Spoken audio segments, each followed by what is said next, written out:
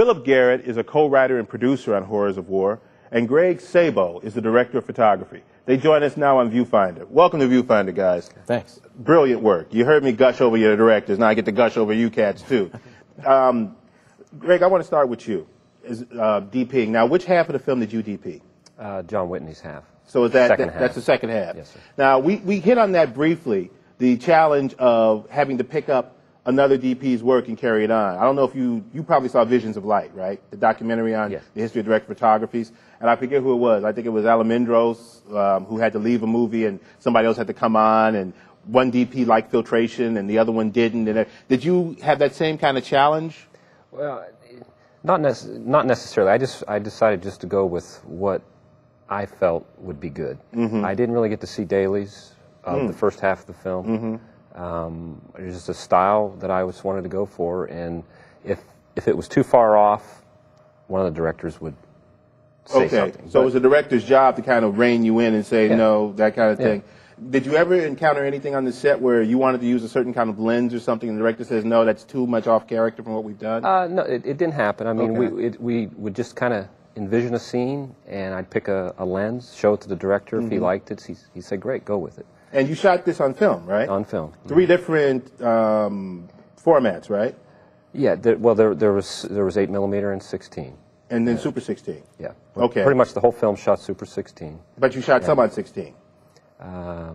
There is a scene that was used originally as a concept scene. Okay. And that sort of takes place in a different time and place and has a completely different look. And there is 35 in there, Super 16 and 8mm. Oh, fantastic. Yeah. Why film? I never thought I'd ask this question. Why film instead of video? Remember the old days was like, why just shoot it in video when you can use film? But why film instead of video? It's a much more expensive medium. Why did you make the decision that we're going to shoot this on film?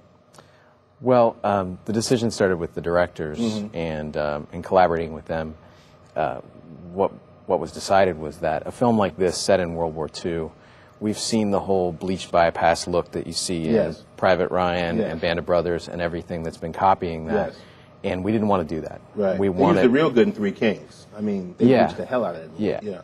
But we wanted to do it on film because it was a period piece. We wanted to have that magical quality that film gets for you. Right. And then that combined with, as far as marketability and sales, film still has a... It's cachet. Yeah, it has when you did your foreign sales, it helped. Because you've already pre-sold the film. Right. For distribution in some foreign markets, right? Right, correct. Go Ohio. Go Ohio. Now, let me ask you this, man. You produced a lot of the visual effects. Yes. I was very impressed with the visual effects. Like, for instance, the planes going by. There's one scene out in the field where the guys are walking through and they see a plane go over them. I think it was on fire. It was going down or something like that. Correct. And that was CGI.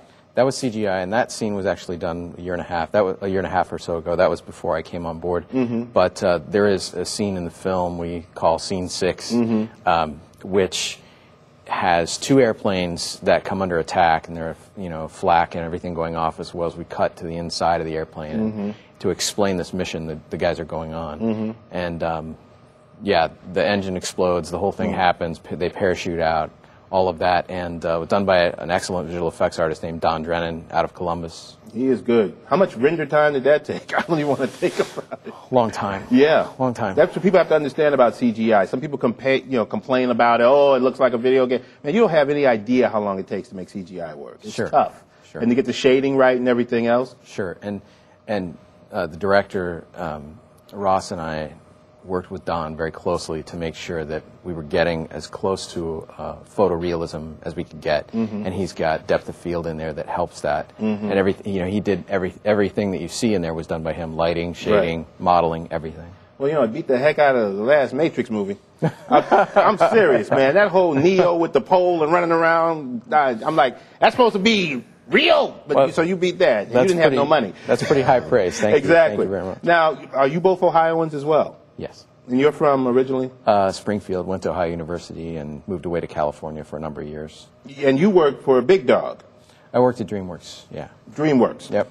How do you go from Ohio to working for Steven Spielberg's company? I spent a number of years out there in another field, internet, software, and kind of got burned out and always wanted to work in the movies and took a break, had been going to school, and just had an opportunity the opportunity came up to be a PA. So I went from being a director at a technology company to delivering mail, the classic mailroom job. And over the span of time I was there, I ended up becoming a production supervisor on Shrek 2 in Madagascar and an associate PM on all the Shrek 2 commercials and tie-ins and DVD and all of that good stuff. Dreams do come true. But Yeah. you left that to come home.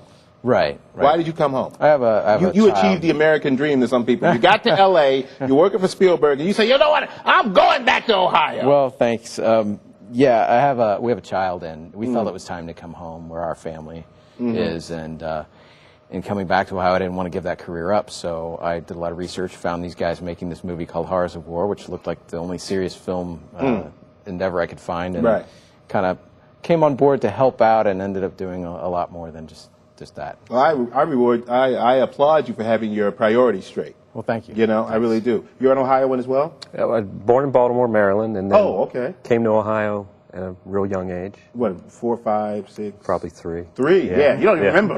No. You don't remember no Baltimore, Maryland. What is this, a crab cake? You don't know anything about that. No. Now, why do you choose to stay? I mean, because you're talented. I mean, you look at your work, you're obviously talented. I think I've got a lot of roots. I mean, I like the people. I like the Midwest. There's a lot of talent here. I mean, I've been to L.A., Seattle, worked in some in New York, and there's good people there as well. But the camaraderie that you have here, the willingness of people to work hard, just the nature of it, it's very positive. Yes. And the independent film, it's growing so much here. I mean, and it feels really good. So I want to be a part of it. I want to help it grow. I think there's a passion here, because when I've shot in L.A., those guys are so, we did this last week. And, here it's like, we're making a movie, man. We're making a movie. Can you believe we're making a movie? So I think that they're not as jaded. So I think that's fantastic. All right, now, you guys get to introduce a clip. See, we need equal opportunity right here. Everybody introduces a clip. What's the clip you guys are going to introduce? Well, the clip we're going to introduce is sort of an approach on a German weapons facility that appears to be empty, but maybe it isn't. And it's approaching the last act of the film. And Greg shot it. This is where they're going to find the monster, the creature, the doctor who created the creature. He's somewhere in this facility. The source of the weapons. All right, let's check it out.